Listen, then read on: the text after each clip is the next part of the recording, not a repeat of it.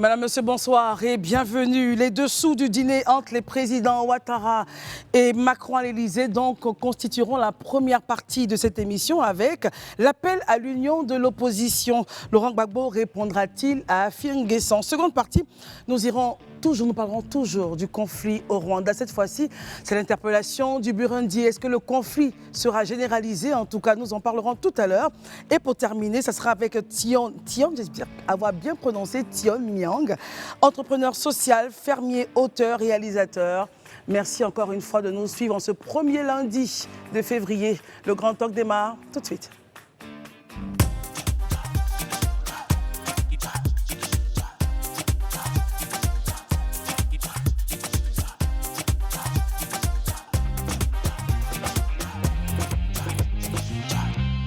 C'est toujours un plaisir de vous retrouver, Madame, Monsieur, bonsoir et bienvenue ce soir. En premier lundi, nos amis sont avec nous. J'ai l'honneur et le privilège de recevoir Pascal. Tout le privilège est pour moi, bonsoir, chère Christelle, bonsoir.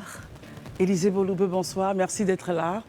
Bonsoir Christelle, bonsoir chers amis, bonsoir chers téléspectateurs. Très bien. Je constate juste que, en l'absence de Daouda aujourd'hui, je me permets de faire cette remarque. Oui.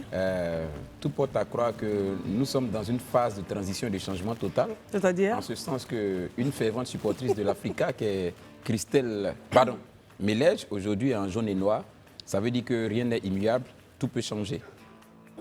Tout ça pour ça. Sans commentaire. Sans commentaire. Nous restons fidèles au sang sur le gazon. Nous restons fidèles au vert et rouge et ça ne changera pas. Exactement. Et nous voulons saluer en même temps Wafa, très grande couturière styliste devant l'Éternel, qui nous habille ce soir, Élisée. Donc rassurez-vous, notre transition n'est pas pour demain. Marius Convoyé, bonsoir. Bien envoyé. Alors bonsoir Christelle, bonsoir à tous et à toutes. Aïcha, bonsoir. Merci d'être là. Bonsoir chez vous. Bonsoir aussi à monsieur et madame Kouassi, ce charmant chauffeur que j'ai rencontré de façon inopinée. Très bien. Alors, le 30 janvier dernier, il y a eu donc un dîner entre les présidents français et ivoiriens. Que se sont-ils dit? Nous allons donc essayer, autant que faire se peut, d'aller sur les retours qui nous viennent de ce dîner. Certains donc ont reporté dans la presse les échanges sur la sortie des 3 pays définitifs depuis le 29 janvier, il faut le constater. Ensuite, le RDC Congo. La candidature du président Alassane Ouattara n'a pas été évoquée selon tout ce qu'on a pu lire. Dans une ambiance sympathique et détendue, on a eu donc ces échanges et puis la rétrocession de la base de Port-Boué, définitivement la Côte d'Ivoire. C'est une question de quelques jours, 43e BIMA, qui deviendra très bientôt le camp Thomas Dakin, du premier chef d'état-major de Côte d'Ivoire. Pascal Kwame, lorsque vous entendez qu'il y a eu donc ce dîner et vous voyez dans la presse les retours qu'ils en sont faits, quel est votre sentiment, très cher? Écoutez, on ne peut que se lancer en conjecture. Et en supputation, bien sûr. Qui plus est en tête-à-tête avec entre chefs d'État, c'est vrai, c'est notre président. On est en droit de vouloir être les yeux et les oreilles de ceux qui ont servi à ce repas. Mais il faut qu'on se le dise, les épouses n'y étaient pas, nous-mêmes non. Et comme je vous le disais, on ne peut que se lancer en conjecture. Alors, lançons-nous donc en conjecture et allons-y pour imaginer ce qui fait l'actualité de ces 2 chefs d'État. En fonction des retours de la presse. En fonction des retours de la presse et des oreilles plus autorisées que les nôtres, sur lesquelles on va broder aussi, mais aisément aussi deviner ce qui fait l'actualité, comme je vous le disais, de ces 2 chefs d'État. Cette actualité, elle est marquée par des enjeux nationaux et puis sous-régionaux, et ils sont nombreux. Au niveau national, vous le savez, nous sommes entrés enfin, à force de le dire, eh bien, c'est arrivé, c'est immuable dans cette année électorale 2025, qui est une année de tous les défis pour la Côte d'Ivoire, une année pour montrer notre maturité politique. Elle a été saluée pour des pays voisins, je pense au Sénégal. Nous avons tous applaudi ici la maturité du Ghana voisin également. Celle du Ghana voisin. Il n'y a pas de raison d'être la locomotive en matière économique et de ne pas être l'exemple quand il s'agit de donner une leçon également de maturité politique. C'est tout ce que j'espère pour le peuple ivoirien. Et je dis bien pour le peuple ivoirien. Quelles que soient les officines politiques, je pense qu'il faut rester, il faut garder à l'esprit, et Élisée le disait dans une de ses interventions que j'ai suivies il y a peu, que ce qui compte finalement, c'est la vie des hommes, des femmes, des hommes et des enfants de ce pays. Très bien. Donc oui, ils ont dû évoquer ces questions-là, les élections, Autre enjeu également qui concerne la Côte d'Ivoire, ces fameuses rétrocessions de base dont nous faisons partie. Mais c'est un calendrier qui avait été évoqué depuis 2023. À l'époque, et même avant, Jean-Marie Bockel avait été mandé par Emmanuel Macron de faire le tour des États africains qui eux-mêmes en avaient exprimé le besoin, bien sûr. Donc, les États ne se découvrent pas au cours d'un échec et maintenant. Ce sont des discussions, ce sont des dossiers à l'ordre du jour de plusieurs réunions. Et ce sont des choses qui, quand elles arrivent à maturité ou à maturation, sont exposées au grand public. Et chacun, bien sûr, politiquement, essaie de tirer le drap vers lui, mais il faut savoir raison garder et savoir que ce sont des dossiers, de toute façon, qui, quand ils sont arrivés à l'étape de la discussion, eh bien, sont déjà quasiment joués d'avance. Et pour les enjeux sous-régionaux, comme je vous le disais, c'est l'AES, c'est la sécurité sous-régionale, c'est 65 000 réfugiés burkinabés et maliens qu'accueille la Côte d'Ivoire depuis plusieurs jours. Dans le nord du pays. Dans le nord du pays. Et ce n'est pas rien. Accueillir des réfugiés, c'est une logistique, c'est une sécurité, c'est apporter des vivres, un soutien matériel, un soutien médical à toutes ces personnes. Et que la Côte d'Ivoire, qui se comporte en pays frère, en bon voisin, avec tous ces peuples-là que nous accueillons sur notre sol, eh bien c'est ça, c'est le message, je pense, ultime que veut faire passer la Côte d'Ivoire à ses voisins.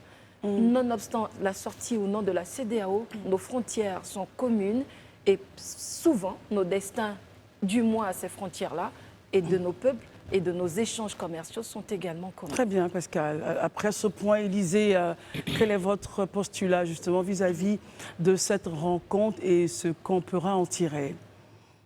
Déjà, il faut noter que ça commence à devenir une tradition. Chaque année, pratiquement, le président de la République rencontre le président français, avec il passe en revue, comme l'a indiqué Pascal, je vais dire la coopération bilatérale, c'est-à-dire entre les deux pays. La situation sous-régionale, la situation régionale et je dirais même la situation au niveau international. Donc cette rencontre n'a pas dérogé à la règle. Il a été donc question de parler aussi bien de la situation, je veux dire de la coopération entre les deux pays, notamment sur l'aspect militaire, sécuritaire, avec la question de la base, des rétrocessions de la base. Déjà, pour rappel, il faut dire que depuis le 22 janvier, effectivement, les premiers soldats ivoiriens ont commencé déjà à arriver à la base. Certainement, ce dont on parle ici, c'est la cérémonie solennelle de remise officielle de cette base-là. Voilà, qui d'un agenda commun sera décidé. Et on pourra certainement avoir la date et puis savoir quand ça va se faire. Mais déjà, les premiers soldats ivoiriens ont déjà foulé le sol du 43e BIMA depuis le 22 janvier dernier. À côté de ça aussi, comme je le dis, il était question aussi de parler un peu de la situation sous-régionale qui affecte d'une manière ou d'une autre nos pays. Voilà, donc il était question du fait que l'AES, ou du moins les pays de l'AES quittent définitivement la CEDEAO, comme ils l'ont dit depuis le 29 janvier dernier. Il a été aussi question de parler un peu de la situation sécuritaire, puisque la menace terroriste est toujours présente. Comment est-ce qu'on indique la coopération militaire dans ce sens-là? Comment est-ce qu'on travaille? Surtout que pour ceux qui peut-être l'auraient oublié, il y a une académie de lutte contre le terrorisme créée à Jacquesville et qui a un soutien logistique et je dirais académique de la France, qui nous permet en tout cas de monter en puissance sur ce dossier. Donc je crois que c'est de tout ça qu'il a été question. Il a été aussi question aussi de la situation à RDC. Et voilà où je pense que situation très préoccupante. Voilà, je pense que le président français et le président ivoirien sont alignés, en tout cas pour ce qui concerne leur position sur cet aspect-là. Et même peut-être que certains ne le savent pas, mais le président Ouattara, depuis 2024, a anticipé sur la question en envoyant son directeur de cabinet aller rencontrer le président Kagame. Fidel Sarasoro, en 2000, voilà, le ministre Fidel Sarasoro qui est allé rencontrer même Paul Kagame en 2024. Toujours sur la question. Et aujourd'hui, les deux plaident, en tout cas, ou sont favorables à ce que le président Paul Kagame retire ses troupes qui appuient le M23 et que la diplomatie soit beaucoup plus active pour résoudre ce problème-là. Donc voici un peu ce qui a meublé. Mais pour finir, ce que les Ivoiriens entendent, c'est bien évidemment l'enjeu crucial pour cette année, les élections présidentielles de 2025. Et sur cette question, en tout cas selon les retours qu'on a des canaux diplomatiques, il n'a pas été question de savoir s'il est candidat ou pas. On sait juste que le président Ouattara a réaffirmé à l'endroit du président Macron son engagement à faire en sorte que ces élections-là soient apaisées et que toutes les décisions sont prises dans ce sens. Et je reste avec vous, Élisée. Est-ce que justement c'est un pari qu'on devrait entendre que le président serait candidat ou pas? Pourquoi est-ce que le fait qu'il n'ait pas parlé à Paris, cela attire en tout cas l'attention des uns des autres? Ah ben bon, c'est de bonne guerre. Vous savez qu'il y a certains qui estiment que le président Ouattara à la solde de la France. Donc, à chaque fois qu'il doit prendre une décision qui soit stratégique, il doit consulter la France. Donc, pour eux, évidemment, il serait question d'évoquer soit sa candidature probable, aller prendre soit l'autorisation ou le non-recevoir auprès de Macron. Certains le disent dans une certaine presse et dans certains milieux, je dis politiques. Donc, c'est bien évidemment que ceux qui le disent attendaient un retour de là-bas. Mais pour nous qui sommes plus ou moins lucides, on sait que la logique voudrait que s'il y a une candidature annoncée, comme cela a été fait en 2020, ce soit fait soit devant le Congrès, voilà, à Abidjan d'abord, et que cela se fasse soit devant le Congrès ou bien vraiment dans une circonstance beaucoup plus solennelle. Mais ce n'est pas à l'étranger, dans un pays qu'on ira dire que je suis désormais candidat ou pas. Donc ça, en tout cas, comme je le dis, pour ceux qui étaient lucides, ils savaient qu'aucune annonce ne viendrait dans ce sens-là de Paris, quoi. Aïcha, votre commentaire analyse justement sur ce dîner entre les présidents français. On parle des couples, hein, des couples présidentiels français et ivoiriens. On commence à un peu avoir l'habitude. Effectivement, c'est très fréquent que notre président Alassane Ouattara se rende en France avec la première dame pour rencontrer justement leur homologue. Je pense que déjà, mon premier commentaire, c'est que c'est l'héritage, je pense, oufouettiste, cette relation-là avec la France. Hein. Il faut le dire que ça vient de l'héritage post-colonial. Il y a toujours eu des relations très fortes avec la France, quel que soit le président. En tout cas, ça s'est conservé au fur et à mesure des présidents qui se sont succédés. Je pense aussi que le président Emmanuel Macron et le président Alassane Ouattara ont forcément parlé des élections à venir, même si ce n'est pas dans l'agenda officiel. Ce sont les hommes politiques. Je veux dire, parler d'autre chose que de la politique et du calendrier. Je veux dire, l'échéance la plus importante qui arrive en ce moment, ce serait quand même... bizarre. Après, je ne sais pas si M.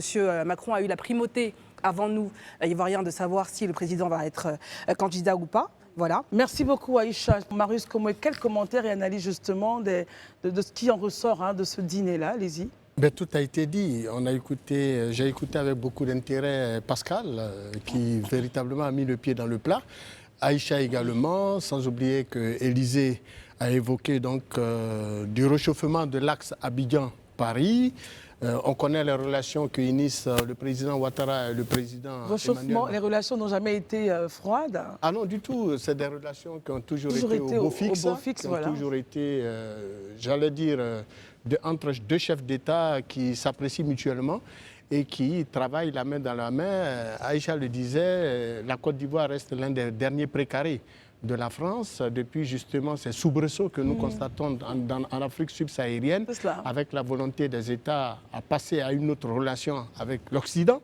Et donc, j'ai pu comprendre que la présence du président Ouattara à l'Élysée et autour de ce sapide dîner qui lui a été offert par le couple présidentiel français, a été donc l'occasion pour le président Ouattara d'évoquer tout ce que mes prédécesseurs ont soulevé comme préoccupation, dont la question de l'AES, de son départ donc de la CEDEAO et la répercussion de la crise de l'AES au niveau des autres États de la CEDEAO et dont particulièrement la Côte d'Ivoire, quelqu'un l'a dit, qui abrite aujourd'hui 65 000 réfugiés venus du Mali et du Burkina que nous logeons, que nous nourrissons dans le nord du pays. Ouais. Mais au-delà de cet aspect, il y a la question centrale de l'élection de 2025 qui aujourd'hui préoccupe l'ensemble des Ivoiriens, mais également nos partenaires bilatéraux, dont la France particulièrement. Et donc, comment l'élection va se passer?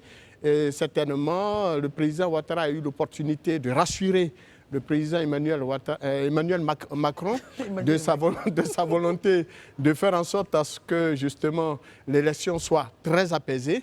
Et nous espérons qu'au niveau, au niveau national, au niveau local, les choses se passeront comme nous le souhaitons. Mais il faut retenir que les rapports bilatéraux entre la Côte d'Ivoire et la France, depuis le premier président de ce pays, en passant par le président Bédié et même le président Gbagbo, quand on a écouté un monsieur comme Bourgui, qui nous a révélé certains pans essentiels des rapports entre la France sous la gouvernance du président Gbagbo jusqu'au président Ouattara, on se rend bien compte qu'à tous les niveaux, eh bien, les chefs d'État qui se sont succédés à la tête de notre pays ont joué véritablement dans une certaine forme de coopération, gagnant-gagnant entre la France et la Côte d'Ivoire, mais très souvent aussi, et ça je le dis de façon claire et distincte, au détriment de notre État.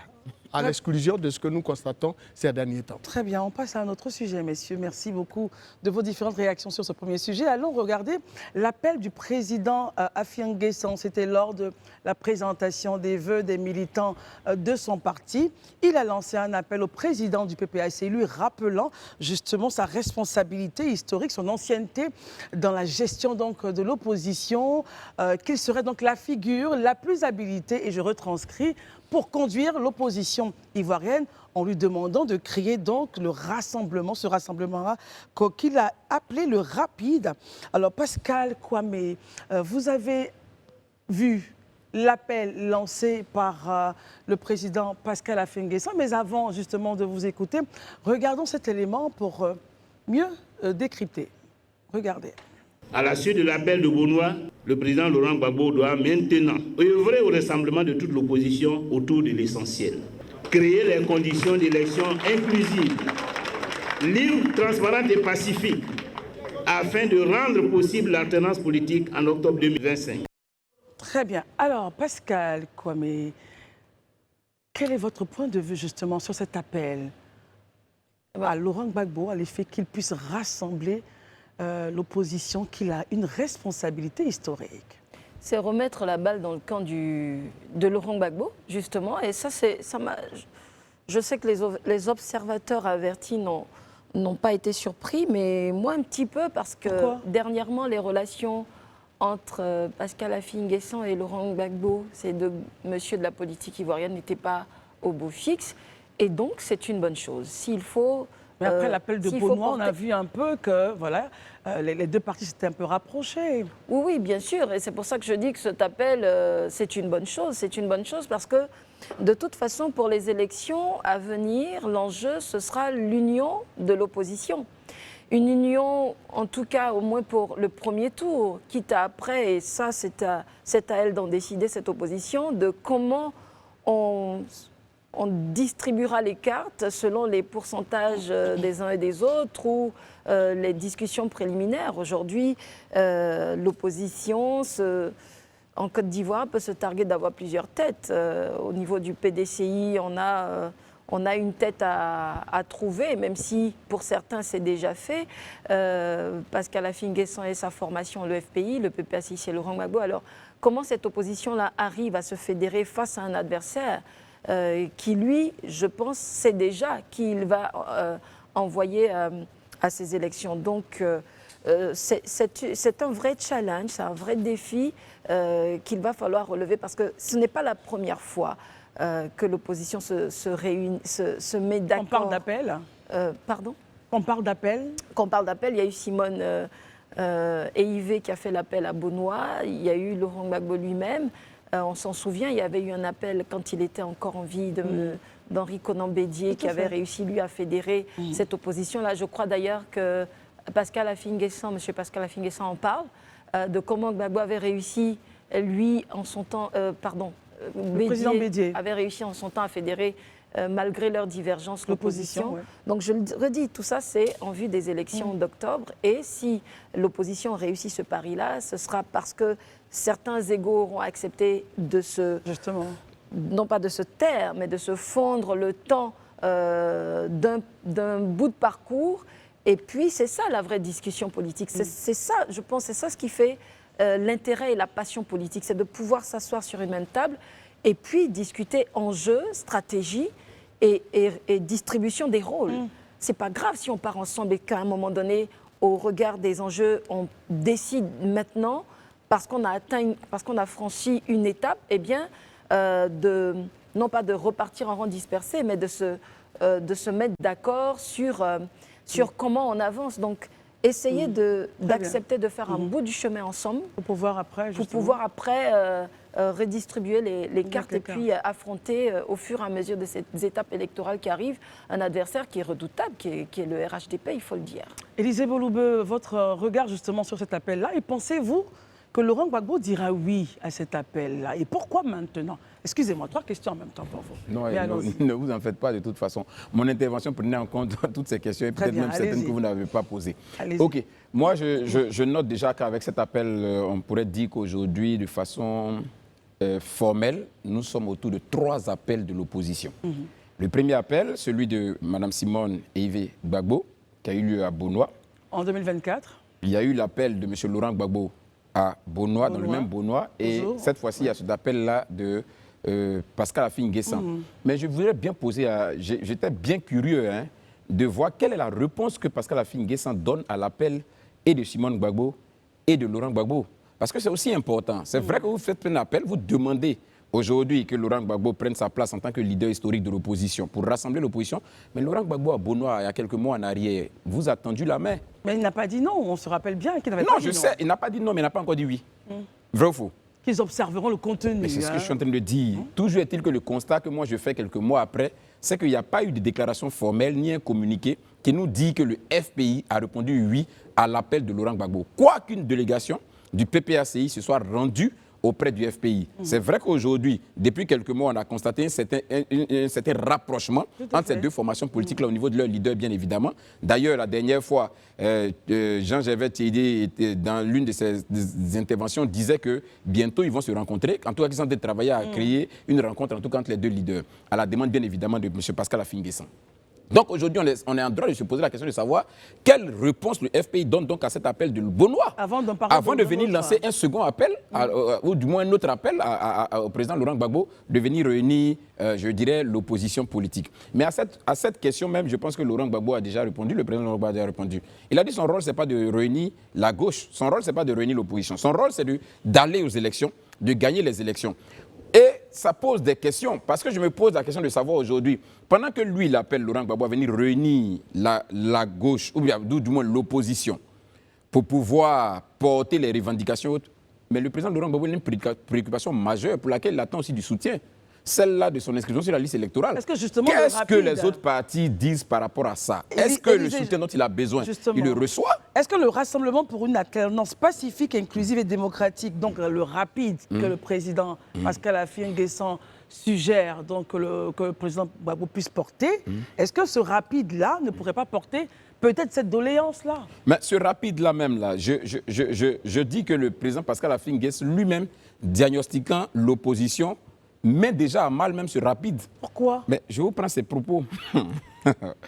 Ah oui, je vais vous prendre ces propos. Il faudrait que je les lise rapidement parce qu'il faut il faut des verbatims parce qu'après, il ne faut pas qu'on me traite d'avoir interprété. Allez-y, qu'est-ce qu'il a dit?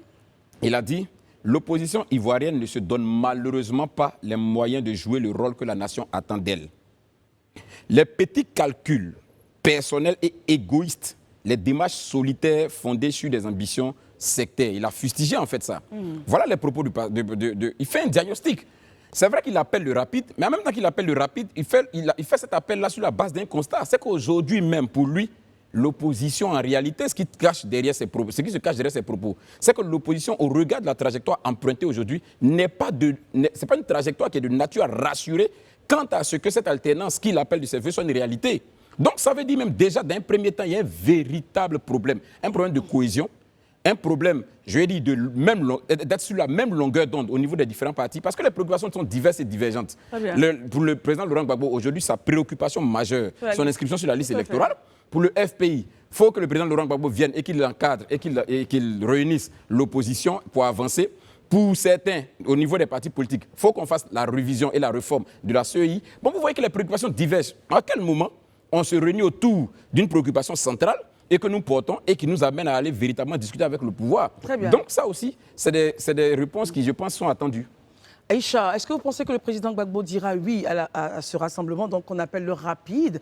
Et puis, quand sera-t-il justement des autres partis d'opposition, comme le PDCI? Accepteront-ils, selon vous, de laisser place à l'effet que justement le président Gbagbo puisse jouer les premiers rôles, bien qu'il ne soit pas encore inscrit sur le listing électoral? C'est une très bonne question, merci Christelle. Alors je pense que déjà il faudrait qu'on réponde à l'appel du président Gbagbo lui-même à Beaunois. Il y a eu un deuxième appel qui a été signé par 15 signataires, si je ne me trompe pas, dont le PDCI et le COJED notamment. Après ça, on n'a pas eu grand-chose derrière. En tout cas, je n'ai pas eu l'impression qu'on a eu une suite par rapport à ces appels-là. Je veux dire, l'appel de Beaunois par Laurent Gbagbo n'a pas été... on n'a pas eu de contenu en lui-même. Donc il n'a pas été... c'est un appel qui a été lancé, si vous voulez, Je l'ai dit une fois sur le plateau l'été dernier, personne n'a décroché vraiment à cet appel-là. Et surtout, on n'a pas eu le contenu de l'appel. On a entendu dire que le parti de M. Charles Blé Goutet a été contacté par celui de M. Laurent Gbagbo et qu'une délégation ils sont allés vers lui. COJEP, ouais. Le COJEP. Mais quel est le contenu même de l'appel? Qu'est-ce qu'il contient? On n'a pas entendu parler. L'appel le plus concret, parce qu'il y a eu beaucoup d'appels, très peu de décrochage au téléphone, mais le plus concret qu'on a eu, c'était les partis d'opposition signataires, donc la déclaration de Benoît avec le MGC, etc. C'était pour une refonte des réformes électorales. Voilà. Concrètement, qu'est-ce que ça comprend et où sont-ils? Qu'est-ce qu'ils sont devenus? En quoi est-ce qu'il serait le plus concret? Non, quand je dis concret, c'est qu'il y a eu une signature et puis il y a eu 15 partis quand même. Signataires. 15 partis signataires. Il ne me semble pas qu'à l'appel de M. Laurent Gbagbo, 15 partis aient répondu jusqu'encore aujourd'hui. Alors, le rapide, effectivement, c'est un autre mouvement que M. Afin-Guessant semble vouloir lancer, un rassemblement. Et en même temps, il propose la création du rapide, mais en même temps, il demande à Laurent Gbagbo de prendre le lead. Donc je veux dire, il faudrait se décider. Et puis j'ai l'impression que dans le même discours, il fustige cet acteur-là et lui demande aussi de prendre le lead, dans le même discours. Quand on parle de calcul personnel, on sait très bien de qui il veut parler. De qui parlera-t-il selon vous? Bon, j'ai une petite idée, mais je la garderai pour moi. Voilà, pourquoi ne pas s'unir déjà autour de ce qui existe, autour des 15 partis qui existent, dont le FPI ne fait pas partie. Et puis, juste pour conclure, cette coalition qui date de 5 mois déjà ne fait plus beaucoup parler d'elle, je l'ai dit. Donc, qu'est-ce que le rapide va réellement changer? On espère qu'ils agissent en secret depuis le temps, mais à 8 mois des présidentielles, je pense qu'effectivement, il serait temps d'aller vers ce qui marche le mieux, quoi. Marius Komoré, pensez-vous que le rapide serait la solution pour l'unification, in fine, de l'opposition ivoirienne, avec à sa tête le président Laurent Gbagbo, comme le souhaite le président du FPI? À dire vrai, et si nous nous en tenons donc à l'histoire des élections en Afrique et même partout dans le monde, nous avons souvenance que lorsque les partis d'opposition partent divisés à une élection face à un régime au pouvoir aussi rassemblé... Pascal a utilisé le mot redoutable. Ah ben non, mais le mot même n'est pas assez fort. Parce que nous avons des représentations de nos structures en tant qu'organisation de la société civile. Nous avons des représentations sur l'ensemble du territoire national et plus particulièrement dans les régions et les départements. Donc vous êtes très informés, Marius Komoré. Nous sommes largement informés sur la représentativité réelle des partis politiques au niveau de l'échiquier. Oui, sur l'échiquier national. Qu'en est-il? Et dire que le RHDP a une représentation effective sur l'échiquier national, ce n'est pas faire injure à quelqu'un. C'est tout simplement alerter les partis d'opposition à se réveiller. Parce que, remarquez très souvent, toute la lutte des partis de l'opposition se passe dans Abidjan et dans les villes environnantes. Vous pensez qu'ils sont endormis, les partis d'opposition? Mais bien évidemment. Là, on parle de rassemblement. Citez-moi un seul parti de l'opposition depuis un an qui parcourt le nord, par exemple, de la Côte d'Ivoire. Citez-moi un seul parti de l'opposition qui parcourt l'Ouest tout le temps, comme le fait le RHDP sur l'ensemble du territoire national. Les gens sont là, ils dorment, ils font des déclarations, et puis ils pensent que c'est ça qui les amènera à arriver au pouvoir. C'est archi faux. Il faut être structuré, et ce n'est pas à moi, Marius Komoré, de faire cette injure à un grand monsieur comme monsieur Laurent Gbagbo, qui connaît la réalité de la politique en Afrique. Pour moi, aujourd'hui, ce qu'il faut, effectivement, il faut ce rassemblement. Mais je peux vous dire que est-ce que l'appel de M. Afin-Guessant sera entendu quand on sait que depuis même l'avènement de M. Laurent Gbagbo, il ne l'a même pas encore rencontré, ne serait-ce que pour se dire bonjour. Mais on sait que les relations se sont réchauffées un peu. Il y a eu l'appel auquel le président du FPI... Je vous dis qu'ils ne se sont même pas rencontrés, ne serait-ce que pour se dire bonjour. Mais les délégations se sont rencontrées. C'est tout vous dire. Il n'a même pas rencontré celui-même avec lequel il a fait la prison toute sa vie au niveau à l'international. On parle de Charles Blé Goutet. Bien entendu. En parlant du président Gbagbo. Et malheureusement qui a sollicité une telle rencontre. Bon, M. Afin-Guessant en appelle donc à la volonté de M. Gbagbo de rassembler l'opposition, pas parce que lui, Afin-Guessant, ne pourrait pas le faire. Mais il a bien été clair. Il a dit pour la simple raison que M. Gbagbo occupe le grade le plus élevé pour avoir été l'opposant historique contre le président Houphouët-Boigny, pour avoir occupé les fonctions de chef d'État, de président de la République, et pour avoir vécu cette lutte politique depuis des luttes qu'aucun homme politique, en dehors de lui, de l'opposition, a eu à connaître. Alors, il demande à ce que le président Gbagbo fasse comme le président Bédié à l'époque, qui avait réussi à justement regrouper l'opposition. Sommes-nous dans le même contexte? Ça s'impose au président Gbagbo, ça s'impose à lui de rassembler autour de lui l'opposition, parce qu'il ne pourra pas lui seul et son parti, le PPACI, gagner une élection en Côte d'Ivoire. C'est pratiquement impossible aujourd'hui. Hier, pour sa chute, il a fallu que le PDCI et le RDS se mettent ensemble pour gagner les élections. Aujourd'hui, pour faire tomber le RHDP, il faut que le PDCI, le FPI, le PPACI et le MGC, y compris le COGEP et autres partis politiques de l'opposition, se mettent ensemble. Tant qu'ils n'auront pas réussi à le faire, eh bien, je crois dur comme fer que ce serait difficile pour eux d'atteindre leurs objectifs. Donc, l'arrivée à la magistrature suprême. J'en douterais très fort. Très bien. Élisée Boloube, vous avez un additif, un complément? Oui, je pense, comme Marius, effectivement, que le plus important, ou du moins ce qui sera l'avantage de l'opposition, ce serait vraiment des partis rassemblés. Est-ce que c'est possible en réalité? Justement, c'est là que j'allais en venir. Mais le problème, faut pas. Je pense que le contexte du temps du président Bédié, l'actuel n'est pas le même. Au temps du président Bédié, quels sont ceux qui constituaient cette opposition-là? Il y avait le président Bédié, il y avait le président Pascal Affi-N'Guessan eux-mêmes, qui, lui, avaient été retenus comme candidats, au même titre que le président Bédié. Donc, le président Bédié étant le doyen, et au regard de sa stature, vraiment naturellement, se positionnait comme celui-là qui dégageait au niveau de l'opposition. Mais aujourd'hui, vous avez dans l'arène, c'est vrai, Laurent Gbagbo qui reste un politique historique, ça c'est clair, mais vous avez un Thiam qui aujourd'hui suscite une certaine passion autour de lui, qui suscite aujourd'hui une certaine aura de la part d'une partie quand même de la population. Et aujourd'hui, je l'ai dit il y a quelques mois sur ce plateau, est-ce que vous pensez objectivement que le président Thiam voudrait se mettre dans les rangs derrière Laurent Gbagbo? C'est la question justement que je lui posais. Justement, derrière Laurent Gbagbo, comme chef de l'opposition, je n'en suis pas très sûr. Il suffit juste de voir un peu, souvent les discours qu'on entend émanant de chaque état-major, ce n'est pas très évident. Voyez-vous un Laurent Gbagbo se mettre derrière avec Thiam comme leader de l'opposition? Je n'en suis pas aussi très sûr, comme je le dis, en regardant ou en se référant au discours qu'on attend venant des états-majors. Donc ça me paraît vraiment un peu difficile. Le contexte n'est pas du tout le même, comme celui de 2020, et ça, il faut déjà qu'on l'enregistre. C'est pourquoi je dis, il ne faut jamais, jamais, jamais continuer à bâtir sur des certitudes du passé, parce que la réalité, elle est mouvante. Et tout autre. Tout évolue. Donc, on ne peut pas se dire, parce qu'on était hier comme ça, aujourd'hui, on va le faire. Ce n'est pas la même chose. Aujourd'hui, il faut arriver à créer un cadre de concertation permanent, entre les différents partis. Est-ce que ce cadre, il existe en réalité? Justement, c'est pour cela peut-être qu'il demande le rapide, la création du rapide de ce rassemblement-là, Élisée. Mais oui, pendant que le rapide est en train de se rassembler, je suis d'accord. Déjà, même quand on se rend compte que l'appel déjà lancé par le président Laurent Gbagbo, ça a fait pratiquement près de combien de mois? Je pense qu'on est autour de 7-8 mois, qui n'a pas encore eu de retour. Mais ce rapide-là, à quel moment on va y répondre? Peut-être qu'au moment où on y répondra, on sera en train de partir faire le premier tour des élections. À ce moment, ça aura servi à quoi? Très bien. Écoutons Pascal. Alors Pascal, justement, la création de du rapide ne vient-elle pas justement créer cette plateforme avec le rassemblement de l'opposition? Peut-être qu'ils iront rencontrer les différents partis d'opposition, les différentes têtes, et chacun se mettra dans ce rapide et former une seule tête. Ce qu'il faut retenir, c'est que le rapide, pour l'instant, il n'existe que dans l'esprit ou dans les papiers de celui qui a dit qu'il appelait à sa création.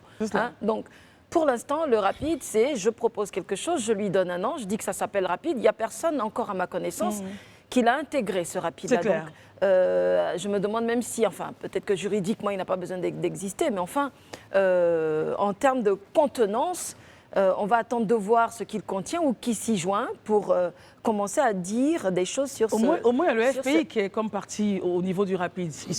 Ils ont lancé l'appel, ils seraient donc les premiers.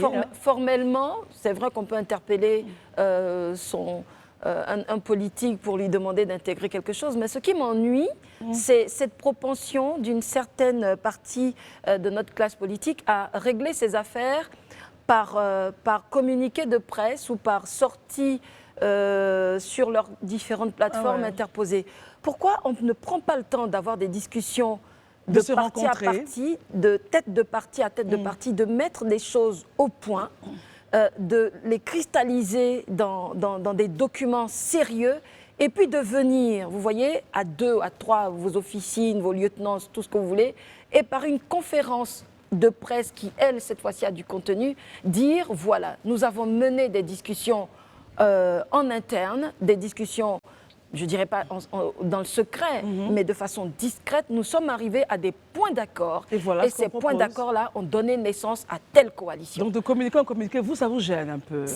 Je trouve que on ne s'interpelle pas devant le peuple. On vient devant le peuple pour dire, on s'est parlé en amont, on a conclu une alliance sur telle ou telle base, et à partir de cette base-là, à nos différents sympathisants, supporters, au peuple de Côte d'Ivoire, on dit que sur la base de cette alliance-là, voilà jusqu'où nous voulons aller pour les prochaines échéances. Voilà les visions communes qu'on a pour la gouvernance de ce pays, sur l'éducation, sur la santé, sur les taxes, sur les impôts, sur votre quotidien.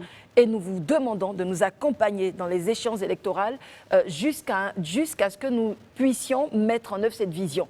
Donc nous avons, au lieu de discuter devant vous, nous avons pris le temps de le faire avant et nous venons vous proposer cette coalition qui s'appelle, si vous voulez, le rapide ou autre chose. Très bien. Alors, Aïcha, pensez-vous déjà, on ne pourrait pas aller être prophète de malheur, mais pensez-vous que le rapide ne pourra pas voir le jour, enfin avoir succès comme peut-être attendu par celui qui l'a appelé? L'avenir nous le dira, l'avenir proche, je l'espère, parce qu'on approche, on a 8 mois des élections présidentielles. L'avenir nous le dira. Pour souscrire à ce que Pascal vient de dire, je suis d'accord. C'est insupportable cette façon de communiquer par... Est-ce que ça fait partie de nos habitudes, justement, sous notre pique? Mais ce sont des gens qui se connaissent, et qui se connaissent très bien. C'était un même parti à une époque. Donc ça prouve au moins, ça démontre qu'on a l'impression que le dialogue est rompu finalement. Qu'il n'y a plus de dialogue, vrai dialogue, entre des personnes adultes qui savent se parler, qui partagent plus ou moins les mêmes idéologies, qui font partie de la même couleur politique. Donc je trouve ça un peu problématique. Après, l'avenir nous le dira. Je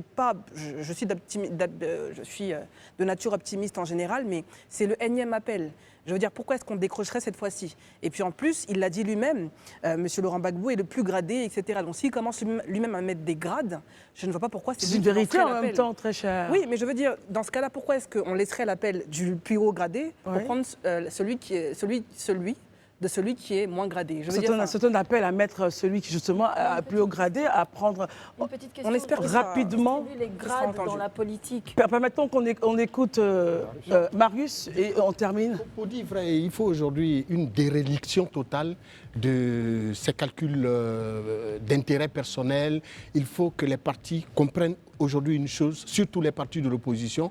Il faut instaurer cette équanimité au sein donc de l'opposition, de sorte à éviter... D'ailleurs, Laurent Gbagbo, au cours de son meeting le 21 juillet, le 14 juillet 2024 à Beaunois, disait tout simplement ceci, et je cite, « J'ouvre les bras, je les attends, mais il ne faut pas dire je vais m'approcher de Gbagbo et puis je vais le rouler. On ne me roule pas. » On se rappelle bien de ce verbatim-là. Donc, il faut comprendre déjà qu'en lançant un tel appel et en mettant en garde tous ceux qui viendraient avec des esprits tartufs dans le secret espoir de le rouler, seront eux-mêmes bernés. Mais on ne va pas... on n'est pas pour l'instant, on ne va pas préjuger des propos. Oui, d'accord, mais on ne va pas juger que le président Affi N'Guessan fait un appel en ayant cette pensée-là, non. Je voudrais bien croire que M. Affi N'Guessan, en faisant cet appel, vraiment le fait de bon cœur, avec, j'allais dire, une certaine forme de vérité, parce que... Il faut lui accorder cela. Quoi qu'on puisse dire, en choisissant M. Laurent Gbagbo comme le leader de l'opposition, je pense qu'il a fait œuvre utile. Il revient maintenant, M. Laurent Gbagbo, d'œuvrer à véritablement asseoir cette unité de l'opposition en allant vers les autres. Et non pas s'asseoir en étendre les bras aux autres. Il faut rappeler simplement que l'élection présidentielle en Côte d'Ivoire, c'est pour octobre 2025 et nous sommes pratiquement à 8 mois de cette élection-là. Nous allons donc observer ce qui va se passer au niveau du rapide. En seconde partie, nous allons revenir sur le conflit en RDC. Le Burundi craint que cela donc se régionalise. On aura les détails avec nos amis sur ce plateau. Et Tion Nyang, entrepreneur social, fermier, auteur, réalisateur, nous accompagnera pour la fin de cette émission. À tout de suite. Merci d'être avec nous pour la seconde partie de ce temps d'antenne. Nos amis sont toujours sur le plateau. Pascal Souquier. Bonsoir Christelle. Rebonsoir très cher. Élisée Boloubeux, Marius Komoé, Aïcha Crépi. Nous a rejoint en plateau Tion Nyang, fermier, entrepreneur, social, mentor et acteur de cinéma. Mais avant, je donnerai juste, avant de parler avec lui, de prendre langue avec lui, je donnerai encore plus de détails sur la biographie de notre invité. Souffrez juste que nous parlions avant cela, avant vous, de ce qui se passe en RDC Congo, le Burundi qui craint que la situation ne se généralise. La région va mal. Pascal, votre avis justement sur le conflit RD Congo, M23 Rwanda. Aujourd'hui, le Burundi dit attention. Oui, le Burundi a raison de dire attention. Le Burundi revient aussi de loin. Il n'y a pas eu que le Rwanda dans ce génocide, ces génocides qui ont touché la région. On s'en souvient, en 1993, quand le président Melchior Ndadaye est renversé, cette guerre civile, qui est aussi une guerre ethnique avec ces deux peuples, les Hutus et les Tutsis, fait également ses ravages au Burundi. Et la région était déstabilisée pendant de longues années avec les exodes qu'on a connus, des déchirements, des génocides, je l'ai dit. Et ce pays-là, comme beaucoup d'autres, est en train doucement s'est remis, est en train de continuer sa mue vers une société stable, démocratique, est en train de remettre en place ses acquis. Et le Burundi a bien compris que quand ça brûle chez les voisins, il y a de fortes chances, surtout avec les relents identitaires qu'on connaît dans la région, que ça brûle aussi chez vous. Donc s'il y a un pays qui doit bien s'inquiéter de tout ce qui est en train d'arriver, parce que ce n'est pas un conflit uniquement qui va se cantonner entre le M23 et les autorités, les FARDC du Congo Kinshasa, mais qui peut s'étendre dans toute la région. Donc oui, ils ont raison d'en appeler à la retenue, de mettre en œuvre tous les mécanismes qui sont possibles pour mettre un terme à ce conflit. Dit d'ici, ça a l'air facile, mais il faut vraiment que cette fois-ci, les instances sous-régionales jouent leur rôle, que l'ONU joue également plus amplement son rôle, parce que casque blanc ou casque bleu, il y a un moment où il faut qu'on sache vraiment ce que nos forces d'interposition veulent dire dans nos organisations sous-régionales et quand est-ce qu'elles sont mises en branle, sans compter les armées des États mêmes, c'est-à-dire l'armée congolaise en elle-même. Monsieur Nyang, quel est votre avis justement sur ce conflit-là et puis la crainte du Burundi que le conflit ne se régionalise?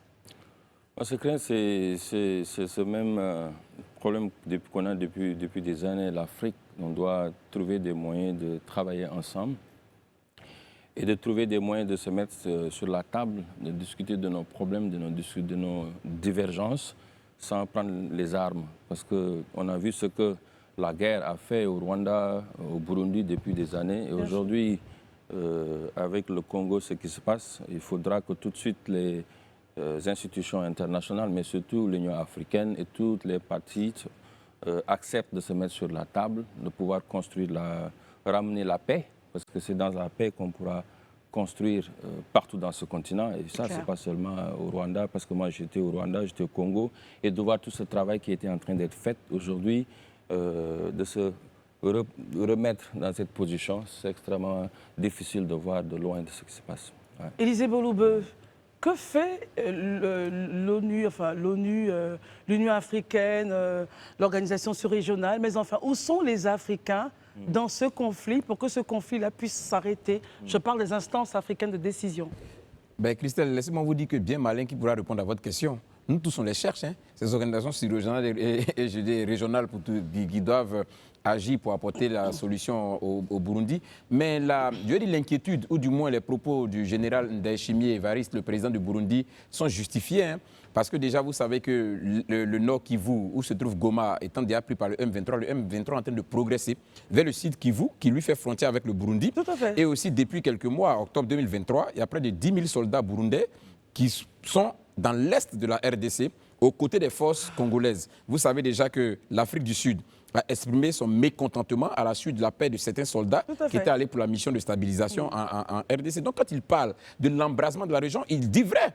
C'est parce que personne ne va accepter que ces soldats soient massacrés comme ça. Donc il aura forcément, à un moment donné, une entrée en guerre ouverte. Et c'est ça qu'il faut certainement éviter, cette escalade de la violence-là. Et c'est pourquoi je me pose et je m'interroge toujours sur qu'est-ce que l'Union africaine attend pour un sommet extraordinaire où vont sortir des décisions immédiates, exécutables. Je me pose vraiment la question. Très bien. Aïcha Crépy, on peut se tromper, mais est-ce que justement à la lecture des événements, certains pourraient dire que le Rwanda serait finalement protégé par certaines puissances.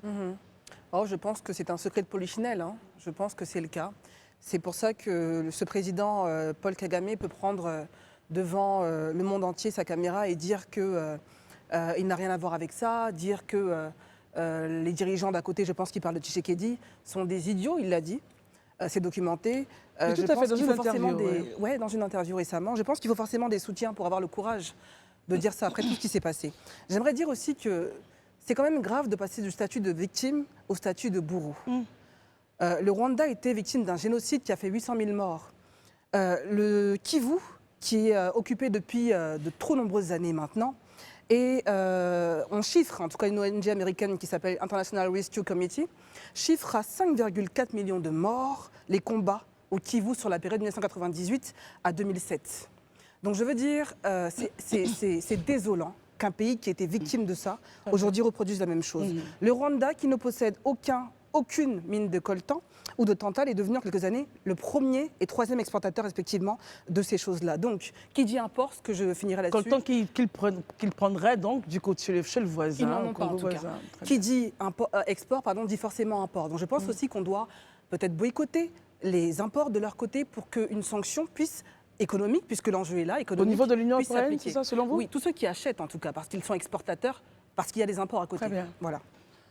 Est-ce que c'est déjà possible? Mais bon, essayons d'avoir l'avis de Marius Kommoe. Au total, in fine, que devrait faire l'Union africaine? On se rappelle avec les propos d'Élysée, l'Afrique du Sud a menacé de rentrer en guerre au vu donc de ce qui se passe avec ses soldats. Qu'en pensez-vous, Marius Kommoe, de tout ceci? Mais vraiment, c'est avec désolation et peine que nous constatons tout ce que nous voyons donc, dans cette partie de l'Afrique. Nyang le disait, on ne peut pas avoir connu ce que le Rwanda a connu et puis aller le répercuter dans un pays voisin pour exploiter son sous-sol. Aïcha le disait, le Rwanda ne détient aucune tonne de coltan dans son sous-sol. Mais c'est le premier exportateur et qui plus est, a signé un contrat de coopération économique avec l'Union européenne pour exporter justement vers l'Union européenne ce minerai important pour le monde de la technologie. C'est inacceptable. L'Union européenne qui a condamné justement l'agression. Oui, mais ils ont toujours condamné du bout des lèvres ce qui se passe, mais derrière, c'est eux qui exploitent justement nos États et encouragent les guerres. Il faut mettre un terme à cela. Et je suis bien d'accord avec l'Afrique du Sud. Je suis bien également d'accord avec l'Ouganda et triplement d'accord avec le Burundi qui en appelle donc à une unité de l'Afrique pour faire cesser justement les tueries et autres abus exercés par le Rwanda qui justement est le bras armé du M23. Trop, ça n'est trop, et il faut mettre un terme justement à cette pratique en Afrique qui voudrait qu'on ne s'entende pas sur l'essentiel et qu'on ne se développe pas la main dans la main, mais plutôt on essaie de faire, de tirer en partie tout vers nous au détriment de l'intérêt des autres. Merci beaucoup, Marius Kommoe. Alors, nous avons donc le plaisir de recevoir encore, pour ceux qui viennent de nous prendre en marche, Tion Nyang. Vous êtes coprésident, vous avez été coprésident de la campagne des moins de 40 ans pour Obama lorsqu'il candidatait à la présidence des États-Unis. Vous avez été le président des Jeunes démocrates de 2008 à 2011. Vous êtes le fondateur de Jeff Zone Firm et vous avez été candidat à l'élection présidentielle au Sénégal. La dernière élection présidentielle en mars dernier, n'est-ce pas? Mais aujourd'hui, vous êtes fermement résolu vers le développement de votre continent et principalement l'Afrique, c'est votre continent et principalement votre pays, le Sénégal. Et c'est votre second passage sur le talk. Merci en tout cas de nous faire confiance. Merci. Nous allons regarder un peu votre engagement pour l'Afrique, votre rôle à l'Afro Global Connect Summit. Vous avez eu à faire une intervention. Pourquoi est-ce que vous êtes revenu investir en Afrique? Certains ont votre parcours et même s'ils ne sont pas, après, quand d'autres partis prennent le pouvoir, ils restent toujours aux États-Unis, ils investissent, ils font partie de la diaspora, mais vous revenez, vous investissez et vous engagez pour des causes comme pour celle des femmes. Pourquoi? Pour moi, c'était important d'abord pour, si vous regardez le début, c'était d'abord pour aller chercher, apprendre, mais toujours l'idée de retourner au pays et participer sur la construction de mon continent. D'ailleurs, c'est ce qui se fait aujourd'hui avec beaucoup de la diaspora. Hier, sur l'événement du Afro Global Connect, j'ai rencontré des vingtaines et trentaines de jeunes de la diaspora venus de France, de Canada, des États-Unis, de partout, qui vivent ici maintenant in Abidjan pour participer sur le développement de notre continent. Donc la diaspora africaine, partout ils sont dans le monde entier, la majeure partie d'entre eux veulent retourner et travailler dans nos pays et participer sur la construction parce que notre continent est en pleine construction. Et pour moi, après 18 ans aux États-Unis, c'était le moment de retourner en Afrique, surtout au Sénégal, et de regarder là où je peux être utile. La première des choses, c'était OK, où sont les problèmes et où est-ce que je peux être utile. Et j'ai vu que l'agriculture, d'abord, c'est primordial. Il faudra nourrir notre population. On a l'eau, on a la terre, on a des terres fertiles, la population la plus jeune dans le monde entier. Et jusqu'à présent, 80% de ce que nous mangeons vient de l'extérieur. Donc je me dis c'est le moment d'aller acheter des fermes. Et c'est là que j'ai créé Jefferson Farm, qui a 10 ans cette année.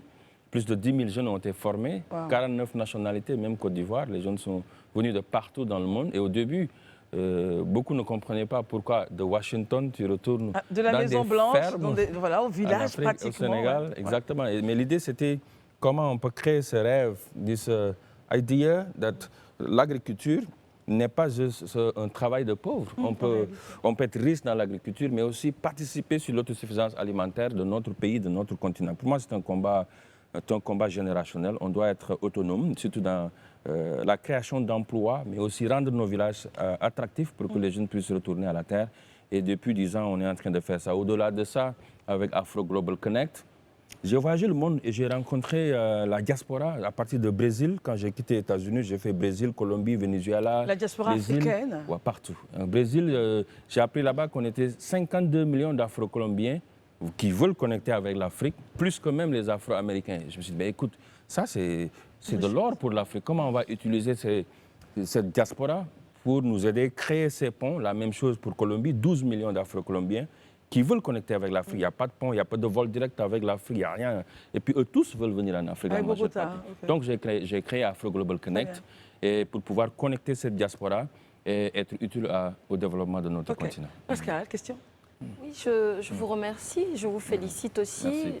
Je vois que vous étiez speaker à cet événement qui a eu lieu hier, dimanche 2 février. Je voulais rebondir sur la photo où on vous voit en agriculteur. Ouais. Mais ce qui me fait réagir, c'est le fait que derrière vous, on voit que c'est une agriculture mécanisée. Et il faut qu'on se dise la vérité. Quand vous dites farmer, je vois bien à quoi ça renvoie, parce que les farmers, c'est mécanisé, c'est moderne, c'est l'agriculteur qui fait rêver. Et il faut bien comprendre les jeunes aujourd'hui, ils veulent, je pense qu'ils veulent être agriculteurs. Nombreux sont ceux qui le veulent, mais il faut une agriculture mécanisée. Les enjeux pour beaucoup d'États, c'était d'emmener les jeunes à l'agriculture, mais pas avec la daba et la machette. Qu'est-ce que les États ne font pas aujourd'hui, à votre avis, parlons du Sénégal, pour que ces jeunes-là aillent à cette agriculture, notamment sur les enjeux de sa mécanisation? Moi, la première chose, il faut d'abord rendre l'agriculture attractive. Parce que depuis des années, l'agriculteur, pour nous, c'est le village qui n'a pas d'infrastructure, il n'y a pas d'électricité, c'est la misère. Il ne faut pas quitter la misère pour encore retourner. Parce que ces jeunes-là, pour faire revenir dans les terres, nos terres de nos ancêtres, il faut les faire rêver. C'était mon premier combat. Parce que dans ma propre famille, mes amis me disaient que c'est impossible, pourquoi tu vas quitter pour revenir dans des terres. Et je comprenais parce que l'image qu'on avait de l'agriculture. Maintenant, il faudra créer cette soft power pour que les jeunes puissent voir que, écoute, dans l'agriculture, s'il y a des gens comme Thion Nyang, s'il y a des gens comme Dangote qui sont dans l'agriculture, ça doit y avoir quelque chose là-dessus. Et deuxième point, c'est que, comme vous avez dit, il ne faut pas continuer aussi à faire l'agriculture comme le faisaient nos ancêtres, comme le faisaient nos grands-parents, etc. Il faudra mécaniser l'agriculture. Aujourd'hui, avec le digital, avec tout ce qui se passe avec les nouvelles technologies, nous, on fait aussi l'agriculture sur la formation beaucoup plus avec les serres, où tu n'as pas besoin de 3, 4, 5, 10 miles. Avec de nouvelles méthodes, en fait. Exactement. Ouais. Et puis, de petits espaces que tu peux faire beaucoup plus que quand tu as beaucoup plus de terre. Aujourd'hui, dans des serres de 200 mètres ou 300, 500 mètres, tu peux faire beaucoup plus de bénéfices que tu as l'espace, mais sans machine. Et tu peux contrôler, tu n'as pas besoin aussi de perdre beaucoup de monde, de travailler. une personne peut gérer une serre et avec une belle formation, elle peut faire des revenus là-dessus. Donc il faudra mécaniser, il faut rendre attractif, mais il faudra aussi financer l'agriculture. Parce que ces agriculteurs, aujourd'hui, beaucoup d'entre eux n'ont pas accès au financement, accès au marché. Ils vont cultiver, mais à la fin, c'est le middleman qui va faire de l'argent. Parce qu'ils les intermédiaires. Les intermédiaires. Donc tout ça, c'est des défis. Et que nos États doivent beaucoup investir dans l'agriculture. Parce qu'aujourd'hui, ça peut absorber la question de l'emploi qu'on a besoin. Ouais.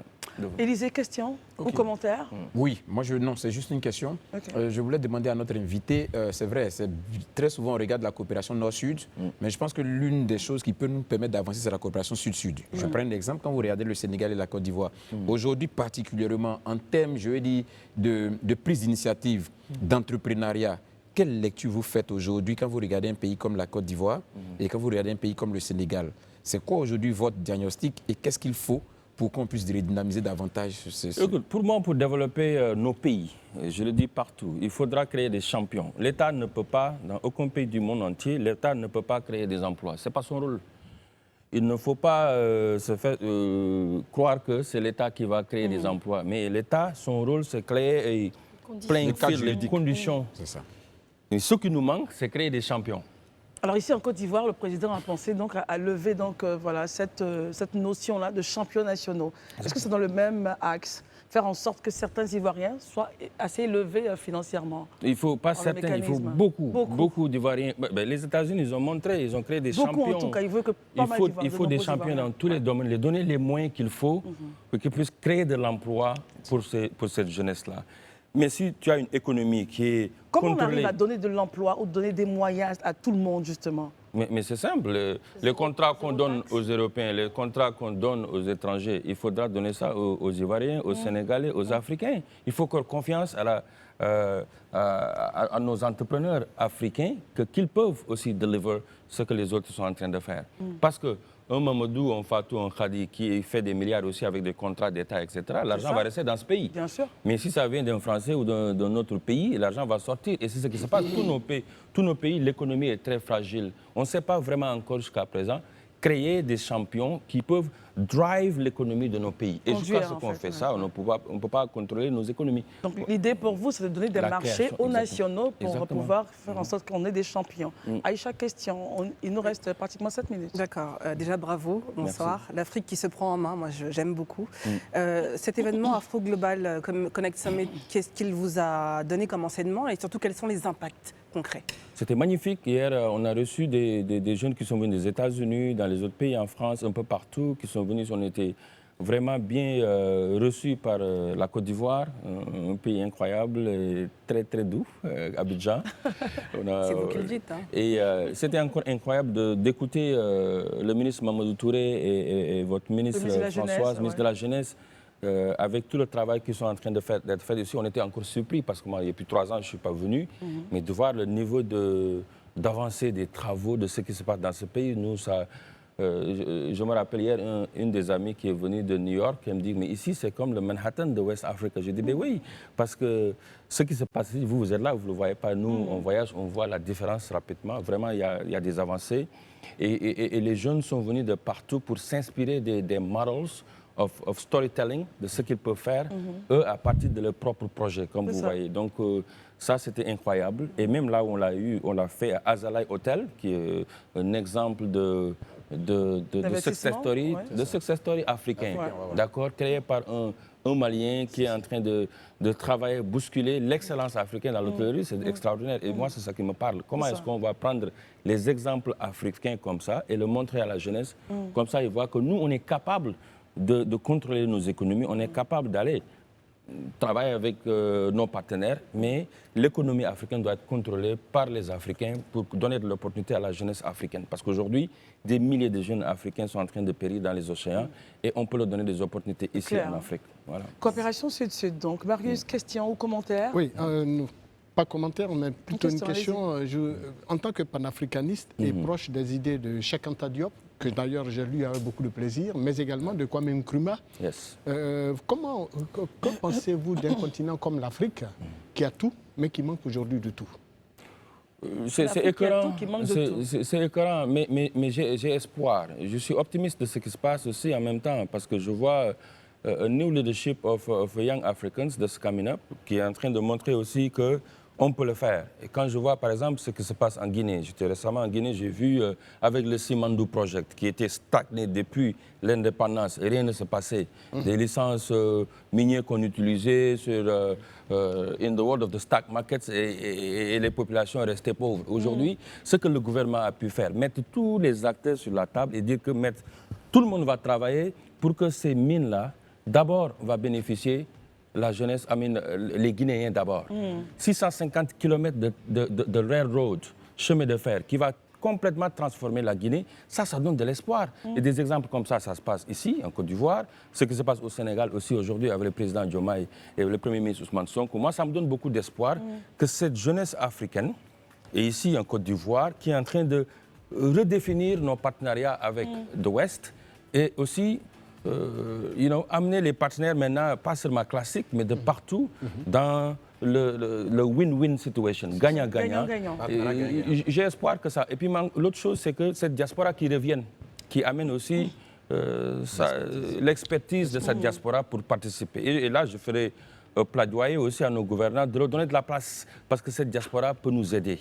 Ils peuvent participer. L'exemple, c'est là. Beaucoup d'entre vous faites partie de la diaspora. Vous êtes là en train de participer sur le développement de nos pays. Et moi, ça me donne beaucoup d'espoir que l'Afrique est en train de venir. Le monde le sait. Tout le monde est en train de venir ici.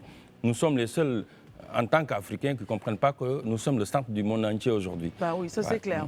Alors, dans ce que vous avez eu à faire au cours de votre séjour, vous avez présenté, on terminera avec ça, votre film Aïcha. Oui. C'était hier, lors de ce Afro Global Connect. Alors, Aïcha, c'est votre implication pour la cause des femmes. Rapidement, quelques mots. Aïcha, c'est quoi? Aïcha, c'est un film que j'ai projeté ici hier. J'ai écrit ce film, je l'ai directé, je l'ai réalisé et produit. Pour moi, c'était important de l'écrire parce que ça parle de la protection de nos jeunes filles. Parce qu'il faudra mettre la femme, surtout nos jeunes filles, au centre de pas seulement de notre économie, mais de notre société. Il y a beaucoup qui se passe dans nos pays aujourd'hui sur les agressions sexuelles, etc. On n'en parle pas assez. Ouais. Et pour moi, j'utilise le cinéma pour choquer, pour interroger, pour pouvoir parler de nos problèmes. Certains, c'est des tabous, on ne veut pas en parler. Et puis, il ne faut pas seulement en parler, mais trouver des solutions. L'autre chose pourquoi je suis dans le cinéma aujourd'hui, c'est le soft power. Comment est-ce que nous, Africains, on peut raconter nos propres histoires? C'est ça. Parce que depuis longtemps, les gens écrivent, racontent pour nous. J'écrivais depuis très longtemps, j'ai 9 livres, les jeunes ne lisent plus. Je me dis, écoute, c'est le moment maintenant d'aller dans le cinéma. Comme les Sembène Ousmane, ils l'ont fait. Mais aujourd'hui, avec le digital, on a l'opportunité de vendre the soft power of our continent, de notre continent, dans le monde entier, pour raconter ce qui se passe dans nos pays et vendre aussi l'Afrique, la Côte d'Ivoire, le Sénégal et la Guinée, etc. Voilà pourquoi je suis dans le cinéma. Merci en tout cas d'être venu. Ça fut un grand plaisir. Et la porte est ouverte.